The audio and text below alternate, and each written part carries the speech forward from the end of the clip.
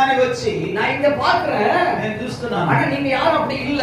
మీరు అట్లా ఎవరు ஒரு లేరు. சில இடத்துல பார்க்கும்போது కొన్ని స్థలాలు చూసి இங்க இருந்து சாட்டிங் அங்க போகும், ఇక్కడ నుంచి చాటింగ్ పోతాం, அங்க இருந்து இங்க சாட்டிங் வரும். ఆడ చిక్కడి చాటింగ్ వస్తుంది. என்ன பண்ண உட்கார்ந்து நான் வந்து சர்ச்ல இருக்கிறேன், అయితే చర్చ్ లో இல்லைன்னா కూర్చొని பிடிக்கல அப்படின்னாக்கா நோண்டிட்டு இருப்பாங்க. మరి సెల్లు పెద్ద எங்க சர்ச்ல, எங்க திருவண்ணாமலையில ஏஜி சர்ச்ல తిరువన్నామల ఏది చర్చ్ లో அவங்க பக்கத்துல இருக்கிற ஒரு பையன் పక్కన ఉండే అబ్బాయి பாஸ்டர் பிரசங்கம் பண்ணிட்டு இருப்பாரு. పాస్టర్ ప్రసంగం చేస్తాడు. இவன் கீழ உட்கார்ந்துட்டு కింద కూర్చొని என்ன பண்ண மொபைல் நோண்டிட்டே இருப்பான். మొబైల్ తో இது తోసుకుంటాడు. சபையில ஆண்டவர் பேசுகிற நேரம் దేవుడు మాట్లాడే సమయం இவனுக்கு இருக்கிறது தப்பு அப்படின்னுவேன். మరి ఎట్లా ఉండవడం తమ్ముడు அதுல கேட்கிற மாதிரியே கிடையாது. వాడు వినలేదు. துணிகரமான பாவம். మరి இன்னொரு சர்ச்சுக்கு తుణికరమైన పాపం. இன்னொரு சர்ச்சுக்கு போயிருந்தாங்க. ఇంకొక మందిరానికి పోయాడు. அந்த இடத்துல பார்த்தா ஒரு சர்ச்சுக்கு முன்னாடி செல்ஃபி எடுத்துட்டு இருக்காங்க. వాళ్ళు సెల్ఫీ వేసుకుంటున్నారు. சபையில பிரசங்கிச்சிட்டு இருக்காரு. వాక్యం చెప్తున్నాడు இங்க పాస్టర్. உட்கார்ந்து ரெண்டு பேர் டீ குடிச்சிட்டு இருக்காங்க. అక్కడ కూర్చొని టీ తాగుతున్నారు. ரெண்டு பேர் ஸ்நாக்ஸ் சாப்பிட்டு இருக்காங்க. స్నాక్స్ తింటున్నారు. இது ஸ்நாக்ஸ் சாப்பிடுற இடமா இது? స్నాక్స్ తినే స్థలమా இல்ல டீ குடிக்கிற இடமா இது? టీ తాగే స్థలమా ఇది? செல்ஃபி எடுக்கிற இடமா இது? సెల్ఫీ ఎత్తుకునే స్థలమా? தேவனுடைய ஸ்தலம் இது. దేవుని స్థలం, தேவனுடைய ஆலயம் இது. దేవుని మందిరం ఇది. தேவனுடைய வல்லமை இருக்கிறது. దేవుని శక్తి ఉండే స్థలం. ஹalleluya. హల్లెలూయా. சொல்லுங்க ஹalleluya.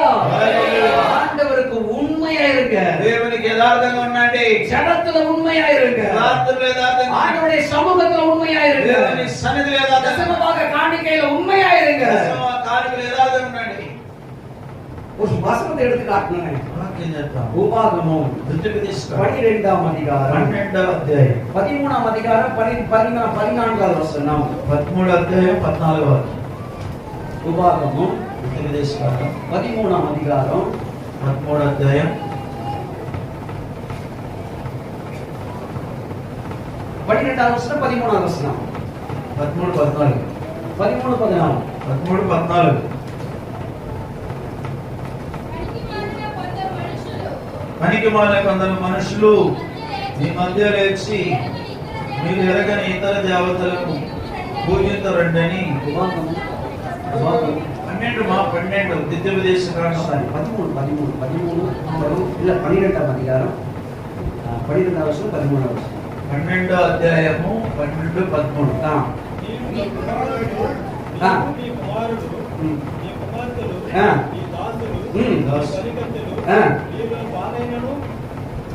చదవయ్యా.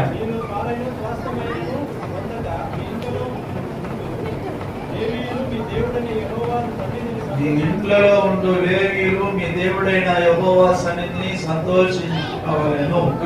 నీవు చూచిన ప్రతి స్థలములో గోత్రములలో கண்ட இடங்களிலெல்லாம், ప్రతి స్థలములో, தமிழ்ல சொல்றது கண்ட இடமெல்லாம் ప్రతి స్థలములలో ஒரு தசமபாக காணிக்கையில இடாதபடிக்கு ఈ దహన బలులను అర్పింపకూడదు. எச்சரிக்கையாயிரு.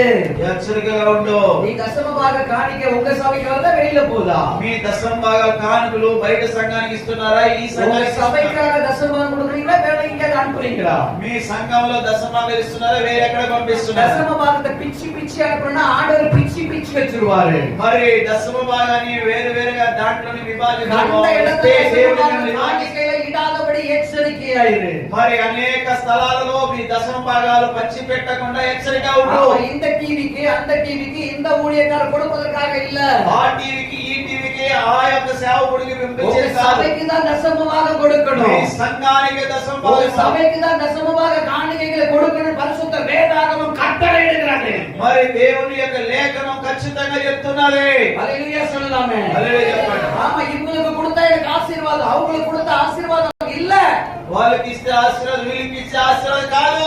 உங்க சபைக்கு தான் ஆசீர்வாதம். మీ సంఘానికి ఆశీర్వాదం. உங்க சபையில கொடுத்தாதான் ஊழியக்கார ஆசீர்வாதமா இன்னும் ஊழியத்தை செய்ய முடியும். మరి మీ సంఘములకు ఇస్తేనే సేవకుడు ఆశీర్వాదం నుండి సేవ చేయగలరు. உங்க சபையில இருக்கிற ஊழியக்காரர் உங்களுக்காக ஜெபிக்கிறார். మీ సేవకుడు మీ కొరకు ప్రార్థన చేస్తున్నాడు, உங்களுக்காக మీ உபவாசிக்கிறார். కొరకు ఉపవాసిస్తున్నాడు. உங்களுக்கு ஒரு பிரச்சனை அப்படின்னாக்கா మీకు ఒక సమస్య అంటే என்ன பண்ணாங்க? ராத்திரி பகல் மழை வெயில் எல்லாத்துலயும் ஓடி வந்து பாக்குறாங்க. మరి ఎండ కాకుండా రాత్రి అయినా పగలైనా కాబట్టి పరిగెత్తుకొని మీ దగ్గరకు వస్తున్నాం. ஆனா அவர் வரும்போது ఆయన వచ్చినప్పుడు 100 ரூபாய் காணிக்க. 100 రూపాయలు కానుక. அவர் ரா பகல் என்ன பண்ணாரு, உட்கார்ந்து இருப்பாரு. రాత్రి అంతా కూర్చొని ఉంటాడు. அவருக்கு 100 ரூபாய். ఆయనకు 100 రూపాయలు. எங்கேயோ சும்மா உட்கார்ந்து இருப்பாங்க. ఎక్కడో కూర్చొని ఉంటాడు. அவங்களுக்கு 2000 ரூபாய் காணிக்க. వాళ్ళకి 2000 కానుకలు. இல்லங்க, కాదండి. அதுல உண்மை இல்லங்க. దాంట్లో యథార్థం. ஆண்டவருடைய வேதம் சொல்லுகிறது, వాక్యం అంటున్నది, கண்ட இடங்களில் எல்லாம் ఏ స్థలంలో దశమభాగ కాணிకలు ఇడాదబడి హెచ్చరికయాయిరు. మరి ఆ యొక్క దశమభాగ కానుకలు ఇవ్వకుండా జాగ్రత్త పడు. మల్కియా எழுதின தீர்க்கதரிசன పుస్తకం మలాఖీ గ్రంథము 3వ అధ్యాయం 3వ అధ్యాయం 7వ వచనం 7వ వాక్యం. நீங்கள் எதினாலே என்னை வஞ்சிக்கிறீர்கள், దేని వల్ల నన్ను எதினாலே நீங்கள் మోసం పోగుகிறீர்கள், మోసం పరుస్తున్నారు. தேவனாகிய கர்த்தர் சொல்லுகிறார், దేవుడే యెహోవా చెప్తున్నాడు, தேவனாகிய கர்த்தருடைய வார்த்தை சொல்லுகிறது, దేవుని వాక్యం అంటున్నది, దశమ భాగத்தில் కాணிக்கைகளை நீ வஞ்சிக்கிறீர்கள், దేవుని యొక్క దశమ భాగములు కానుకలు మోసం చేస్తున్నారు. కాணிக்கைகளை வஞ்சிக்கிறவன் శபிக்கப்பட்டவன். దేవుని యొక్క దశమ భాగాలు తినేవాడు శాపగ్రస్తుడు. హల్లెలూయా. దశమ భాగం கொடுக்கலையா, దశమ ఇలేదా, கர்த்தருடைய சாபம், దేవుని శాపం. தேவனுடைய ஆசீர்வாதம் வருவதே கிடையாது. దేవుని ఆశీర్వాదం. ஆசீர்வாதம் வராமல் இருப்பதற்கு காரணம் யார் தெரியுமா? ఆశీర్వాదం రాకుండా ఉండడానికి కారణం ఏం తెలుసా? நான் தான். నేనే. எனக்கு கொடுக்கப்பட்டிருக்கிற தசம பாகத்தை கர்த்தருடைய சமூகத்துல கொண்டு வரக்கூடாதபடி நானே சாபமா இருக்கிறேன். మరి దేవుడు ఇస్తున్న వాటిలో దశమ భాగం ఇవ్వకూడదని శాపం. உங்க பிள்ளைகள் ஆசீர்வாதமா இருக்க வேண்டுமானால், మీ పిల్లలు ఆశీర్వాదంగా ఉండాలంటే கர்த்தருடைய கட்டளையும் சட்டமும் சொல்லுகிறது, దేవుని చట్టము దేవుని వాక్యం అంటున్నది, தசம பாக காணிக்கைகளை பண்டகசாலையிலே கொண்டு வந்து போட ఆ வேண்டும். మందిరములో తీసుకురావాలని బైబిల్ అంటున్నది. நீங்க கொடுத்து பாருங்க, మీరు ఇచ్చి చూడండి, கர்த்தர் 1000 மடங்கு ஆசீர்வதிக்கிறார். దేవుడు ఆకాశ వాక్యం ఈ పట్టణాల దీవులకు మారిస్తాడు. ஒரு ஆமீன் வராதே, ఆమేన్. ஒரு அல்லேலூயா வராதே. ஆசீர்வாதம் வருது அப்படின்னாக்கா ஆமென் சொல்லுவோம். ఆశీర్వాద మాటలు చెప్తే ఆమేన్ అంటారు. ஆனா கொடுங்க அப்படின்னாக்கா మీరు ఇవ్వండి అంటే మెల్లగా ஆண்டவர் கொடுத்து பாருங்க, మీరు దేవునికి ఇచ్చి చూడండి, கொடுத்து பாருங்க, ఇచ్చి చూడండి, ஆசீர்வாதத்தை எப்படி கொடுப்பார் என்பது பாருங்க. ఆశీర్వాదం ఎలా వస్తుందో தாவீது கொடுத்து பார்த்தாருங்க, దావీదు ఇచ్చి చూశాడండి, அளவே ఇல்லாమ ఆశీర్వదించారుங்க. లెక్కలేనంతగా ఆశీర్వదించాడు. హల్లెలూయా. இரண்டாவதுగా தகப்பனுடைய வீட்டில் வளர்ற பிள்ளைகள், తండ్రి ఇంట్లో ఎదిగే పిల్లలు எப்படி இருப்பார்கள்? ఎలా ఉంటారు? எபிரேயர் 11వ அதிகாரம் 11వ అధ్యాయం 22వ వచనం, 23వ వచనం, 24వ వచనం. 22, 23, మోషే తగపనుடைய வீட்டில் எங்கும் உண்மை உள்ளவராய் మోషే దేవుని ఇల్లంతట్లో నమ్మకంగా ఉన్నాడు.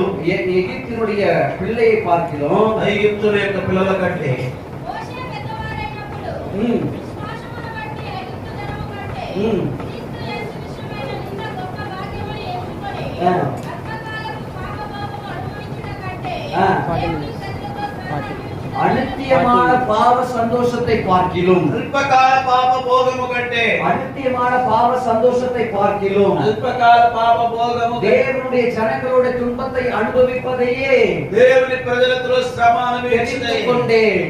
ఏర్పరచుకున్నాడు. ஆமா, தேவனுடைய ஜனங்களோட துன்பத்தை அனுபவிப்பதே நான் நலம் என்று கண்டேன். దేవుని ప్రజలతో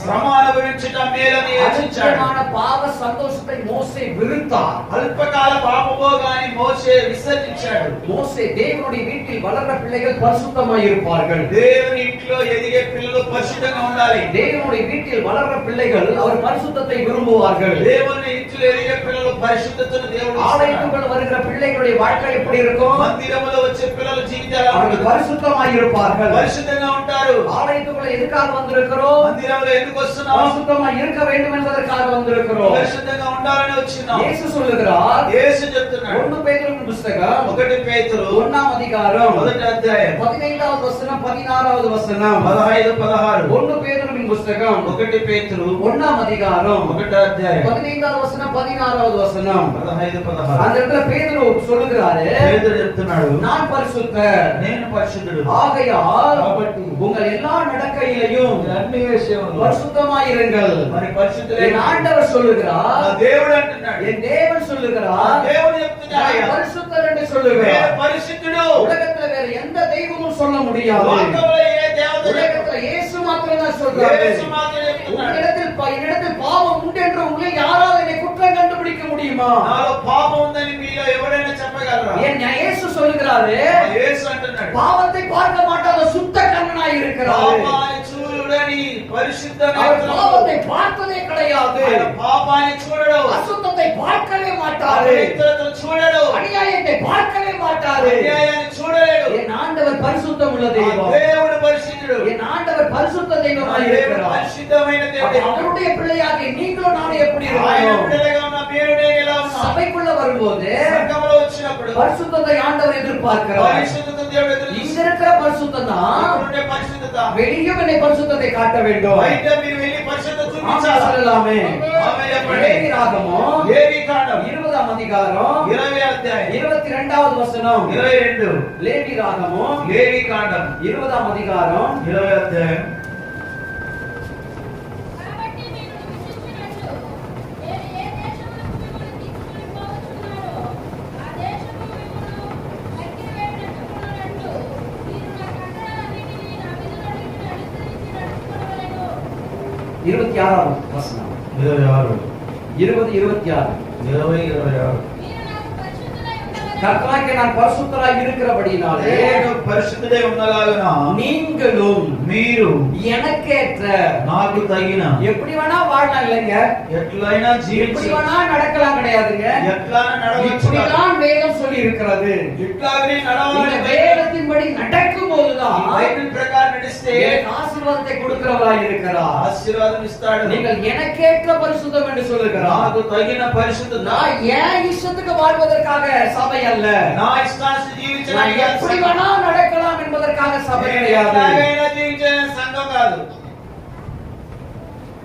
மற்ற ஜனங்களிடத்திலிருந்து ఇతరుల జనుల దగ్గర నుండి என்னை கர்த்தர் என்னை பிரித்தெடுத்திருக்கிறார். నన్ను దేవుడు ప్రత్యేకపరిచాడు. இந்த ஜனத்திலிருந்து என்னை பிரித்தெடுத்திருக்கிறார் ఆ கர்த்தர். క్షణములో నుండి నిన్ను వేరు 22ஆம் அதிகாரம் 22వ అధ్యాయం 32வது வசனம். 32. அந்த வசனம் சொல்லுகிறது, ఆ వాక్యం అంటున్నది, நான் பரிசுத்தர், నేను పరిశుద్ధుడు, என் பரிசுத்த நாமத்தை నా పరిశుద్ధ నామాన్ని பரிசுத்த குலைச்சல் ஆக்காதிருப்பீர்களாக, అపవిత్రపరచకూడదు, பரிசுத்த குலைச்சல் ஆக்காதிருப்பீர்களாக. అపవిత్రపరచకూడదు. இன்னைக்கு சபையில தான் ఈరోజు సంఘములో சாட்சி இல்ல, సాక్షి లేదు, சபையில தான் సంఘములో பரிசுத்தம் இல்ல, పరిశుద్ధత లేదు, சபையில தான் సంఘములో கெட்ட வார்த்தை. బూతులు మాట్లాడుతున్నారు, சபைக்குள்ள வரேன், సంఘానికి அந்நிய వస్తున్నారు, பாஷை பேசுறேன், అన్య భాష మాట్లాడుతున్నారు, தேவனை துதிக்கிறேன், దేవుని స్తుతిస్తున్నారు, தேவன் நாமத்தை దేవుని மகிமைப்படுத்துறேன். మహిమపరుస్తున్నారు. வெளியில போனா బయటికి పోతే கெட்ட வார்த்தை, బూతులు, சாட்சி இல்ல, సాక్షి లేదు, பரிசுத்தம் இல்லாத ஒரு வாழ்க்கை. పరిశుద్ధత లేని జీవితం. அப்ப ஆண்டவர் சொல்லுகிறார், దేవుడు చెప్తున్నాడు, என் பிள்ளைகள் నా పిల్లలు எனக்கேற்ற నాకు తగిన பரிசுத்தம் இல்ல, పరిశుద్ధత లేదు, எனக்கேற்ற பரிசுத்தம் இல்ல. నాకు తగిన పరిశుద్ధత లేదు. என்னாகமம் సంఖ్యాకాండం 23ஆம் அதிகாரம் 23 9வது வசனம். 9వ என்னாகமம் సంఖ్యాకాండం 23ஆம் அதிகாரம் 23 9வது வசனம். 9వ వాక్యం வாசிக்கிறேன். చదవండి. கண்மலை உச்சியிலிருந்து வாசிக்கிறேன். கண்மலை உச்சியிலிருந்து யார பாக்குறாரு? யார பாக்குறாரு? ఎవరిని చూస్తున్నారు? கண்மலை உச்சியிலிருந்து మండ శిఖరం నుండి யார பாக்குறாரு? ఎవరిని చూస్తున్నాడు? யார பாக்குறாரு? ఎవరిని చూస్తున్నాడు? என்ன பாக்குறாரு? నన్ను చూస్తున్నాడు. கண்மலை உச்சியிலிருந்து కొండ శిఖరం నుండి என்னதான் அங்கிருந்து என்ன பார்த்துட்டு అక్కడి இருக்கிறாரு? నుంచి నన్ను చూస్తున్నాడు. ஆலயத்துல మందిరములో இந்த இடத்துல அவர் உலாவிக் கொண்டே இருக்கிறார். ఇక్కడ ఆయన సంచరిస్తున్నాడు. குன்றுகளிலிருந்து ఆయన గుట్టలో నుండి அவர்களை பார்க்கிறேன். వారిని చూస్తున్నాడు. இந்த ஜனங்கள் ఈ జనులు ஜாதிகளோடு జనులతో ஜனங்களோடு జనములతో கனவாக இருக்கும். వాళ్ళు వేరుగా ఉంటారు. இந்த ஜனங்கள் ఈ జనులు இந்த ஜாதிகள் ఈ జాతులు கிறிஸ்தவ ஜனங்கள் క్రైస్తవ జనులు கிறிஸ்தவ ஜாதிகள் క్రైస్తవ జాతులు உலகத்தோடு లోకముతో கனவாக இருக்கும். కలవకూడదు, தனித்திருக்கும். ప్రత్యేకంగా ఉండాలి. சொல்லுங்களேன், చెప్పండి, தனித்திருக்கும். వేరుగా ఉంటారు. ஆனா கொஞ்சம் யோசிச்சு பாருங்களேன், ఆలోచించండి. இன்னைக்கு நம்ம தனித்திருக்கிறோமா? ఈ రోజు మనం వేరుగా ఉన్నామా? இன்னைக்கு நிறைய பேரு చాలా మంది ஸ்லீவ்லெஸ், స్లీవ్లెస్, கை இல்ல, చేతులే లేదు, கை இல்ல, చేతులు లేదు, லெக்கின்ஸ், లెగ్గిన్స్, லெக்கின்ஸ் இல்ல, Leggings. அது லேகியோடு. అది లేగియోన్ దెయ్యం. முன்னாடி போயிடலாம். சரி,